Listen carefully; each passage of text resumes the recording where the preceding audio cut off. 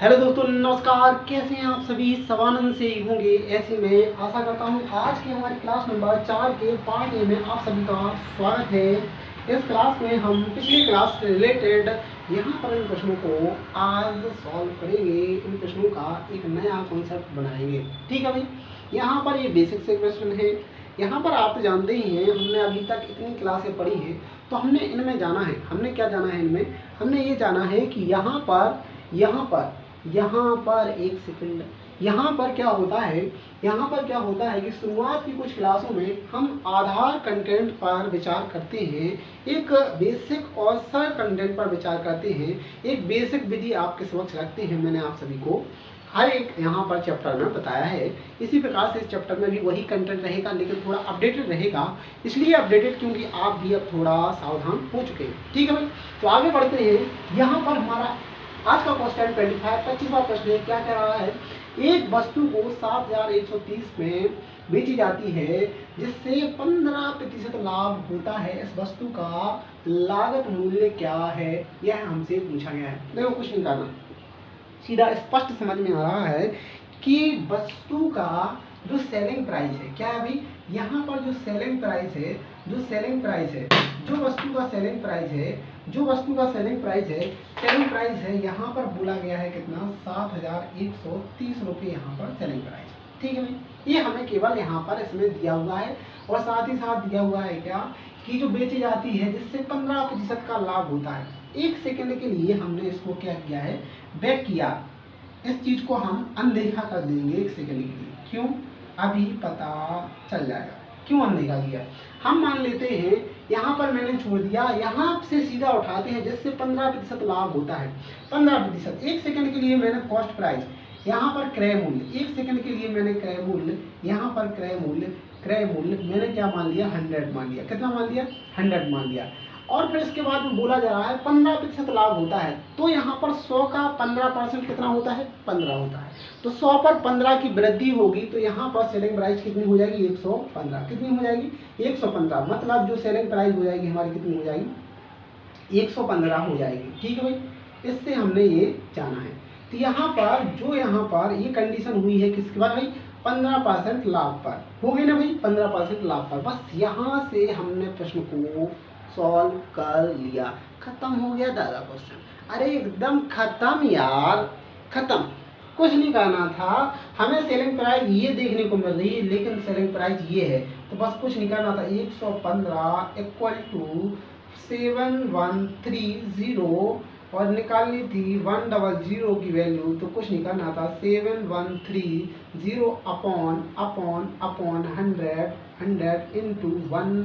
ओ sorry, यहाँ पर 100 नहीं करेंगे आप, 115 और यहाँ पर करेंगे 100। खत्म कर दिया मैटर। यहाँ पर कट करेंगे 5 से, तो 5 दूनी 10, 5 किया 15 और यहाँ पर 5 से कट किया तो 20 पंचे 100। ठीक है भाई, ओके सर। 23 से बड़े क्या करेंगे? डिवाइड करेंगे। 23 तिया 69, 23 से कम 23, 0। ठीक है भाई, तो यहाँ पर जो 100 की वैल्यू आई है, इसे एक सेकंड के लिए हम क्या करेंगे? कॉस्ट प्राइस कर देंगे। यहाँ पर कॉस्ट प्राइस लिख देंगे। तो यहाँ पर कॉस्ट प्राइस की वैल्यू आ गई है।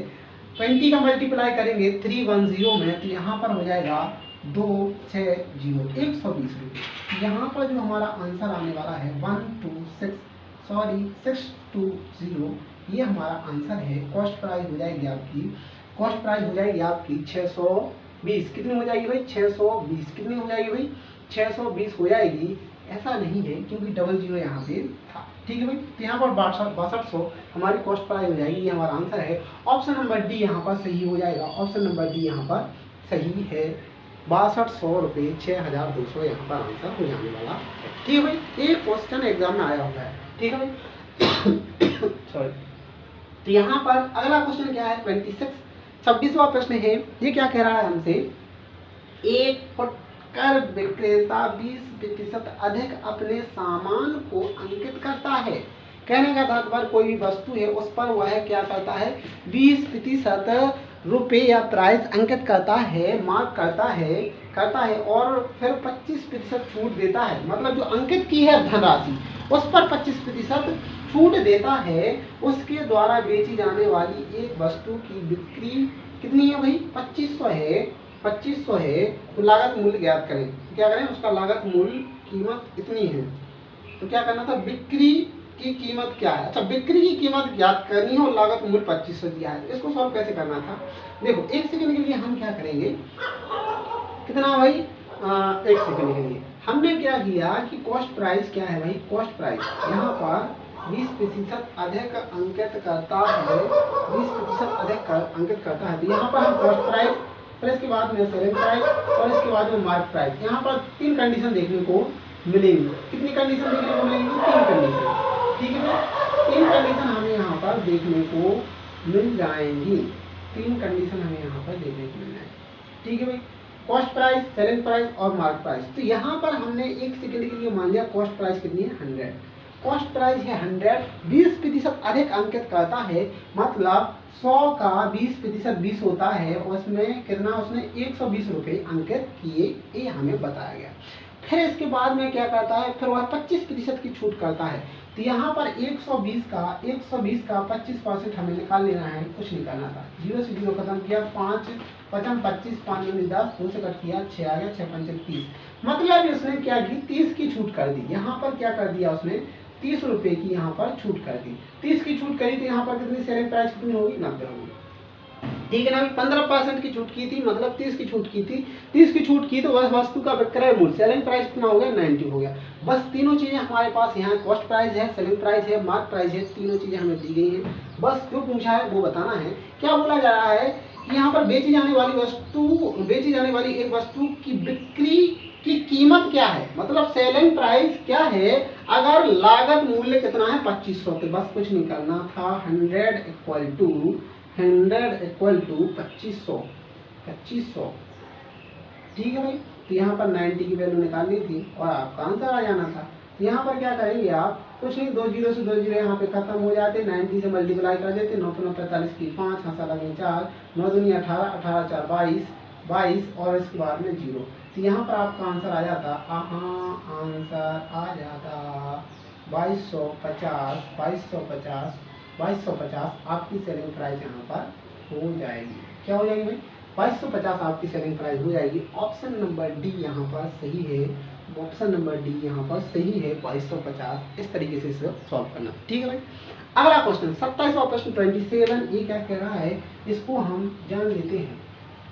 ठीक है भाई, इसको हम जान लेते हैं। 27 हमसे क्या कह रहा है, इसको भी आप जान लें, इसको भी आप जान लें। ठीक है भाई, 27 हमसे क्या कह रहा है, ये भी हम जान लेते हैं। ओके सर, देखिए 27 क्या कह रहा है, यदि बिक्री का मूल्य, कहने का तात्पर्य सेलिंग प्राइस 3 गुना है और लागत मूल्य 2 गुना है, तो लाभ प्रतिशत, जो लाभ है ना 65% हो जाएगा। मौजूदा लाभ प्रतिशत क्या करें? तो यहाँ पर आप यहाँ से समझें, तो लाभ 65% हो जाएगा, तो मौजूदा लाभ क्या है? 65%। तो हम नीचे से सॉल्व करते हैं, यहाँ से सॉल्व करते हैं। लाभ कितना हो जाएगा? 65%। एक सेकंड के लिए मैंने क्या मान लिया कि हमारा कॉस्ट प्राइस कितना होगा? 100 होगा। तो 100 का 65% कितना होता है? 65। तो यहाँ पर जो सेलिंग प्राइस हो जाएगी वो कितनी हो जाएगी? 165। यहाँ इस तरीके से समझना है आपको कि यहाँ पर बोला गया है तो लाभ कितना हो जाता है? 65%। तो 65%, यहाँ पर कॉस्ट प्राइस हमने मानी है कितनी भाई? 100 मानी है। यहाँ पर सीपी, यहाँ पर जो कॉस्ट प्राइस है हमने कितनी मानी है भाई? कितनी मानी है भाई? 100 मानी है। और यहाँ पर सेलिंग प्राइस कितनी हो गई है? सेलिंग प्राइस हो गई है 165। तभी तो हमें यहाँ पर 65% का लाभ होगा, तभी तो होगा ना 65% का लाभ। तो फिर हमसे क्या बोला जा रहा है? और लागत मूल्य 2 गुना हो, तो 2 गुना, ये लागत मूल्य किससे? यहाँ पर जो मूल्य है, यहाँ पर जो धनराशि है, यहाँ पर जो धनराशि है, इस धनराशि से 2 गुना है। यहाँ पर जो मूल्य लिखा होगा वो इससे 2 गुना है। तो इसमें 2 गुना है तो इससे तो भाग लगा देंगे, भाग लगाया तो यहाँ पर वैल्यू कितनी आ जाएगी? 50। मतलब कॉस्ट प्राइस हमारी अगर 50 होगी तो उससे दोगुना ये वाला हो गया। उस दोगुने का 65% क्या हो जाएगा? 65% अधिक है कौन? Selling price. यहाँ पर 65% ये होगी। अब बोला क्या गया था? सेलिंग प्राइस क्या है भाई? सेलिंग प्राइस क्या है? किससे भाई? सेलिंग प्राइस क्या है? विक्रय मूल्य 3 गुना हो जाता है, बिक्री का 3 गुना हो जाता है। तो यहाँ पर कुछ नहीं करना था, ये चीज लिखी है, इसका 3 गुना है। कौन है? ये है 3 गुना। तो बस कुछ नहीं, यहाँ से आप 3 से भाग लगा दीजिए। 3 से भाग लगाया तो 3 5 15 और 3 5 15, बस सीधी सीधी सी चीजें यहाँ पर देखने को मिल गई आपको। सीधे ही आपसे क्या पूछा है? लाभ पूछा है। तो कॉस्ट प्राइस कितना है भाई? 50 है। सेलिंग प्राइस कितना है? 55 है। कितने की वृद्धि हुई? 5 की वृद्धि हुई। 5 की वृद्धि हुई किस पर भाई? किस पर भाई? 50 पर इंटू 100। ये प्रॉफिट का हमने प्रॉफिट परसेंट का फॉर्मूला आपको लिखाया था। ठीक है भाई, यहाँ पर कुछ लिखा ना था, 50 गुना 100 और 5 दूनी 10%। यहाँ पर प्रॉफिट आ गया हमारा कितना? 10%। बस ऐसे सॉल्व करना था भाई। बताओ कोई दिक्कत आई क्या? अरे ना ही आना चाहिए ना भाई, ना ही आना चाहिए। ऑप्शन नंबर डी यहाँ पर सही हो जाएगा। 10% हमारा लाभ हुआ। ऐसा हमें से सॉल्व करना था। ठीक है भाई। अगला प्रश्न 28 क्या कह रहा है? 28वां प्रश्न है, किसी वस्तु पर लाभ कितना है? 120% है। कहने का तात्पर्य ये है कि वस्तु है उस पर लाभ 120% है यदि क्रय मूल्य 10% से बढ़ जाता है। क्रय मूल्य 10% से बढ़ जाता है और विक्रय मूल्य वही रहे तो नया लागत मार्जिन क्या होगा? 1 सेकंड के लिए हमने क्या माना है? कॉस्ट प्राइस कितनी है भाई? 1 सेकंड के लिए हमने कॉस्ट प्राइस रख दी यहाँ पर। 1 सेकंड के लिए हमने कॉस्ट प्राइस रख दी है यहाँ पर कितनी भाई?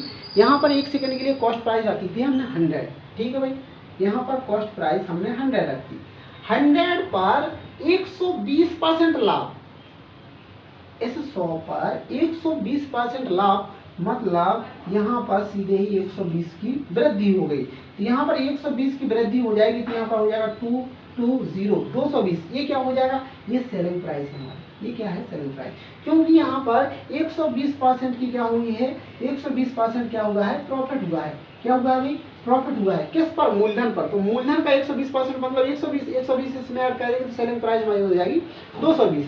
अब बोला ये जा रहा है अगर लागत मूल्य को 10% बढ़ा दिया जाए। लागत मूल्य क्या है?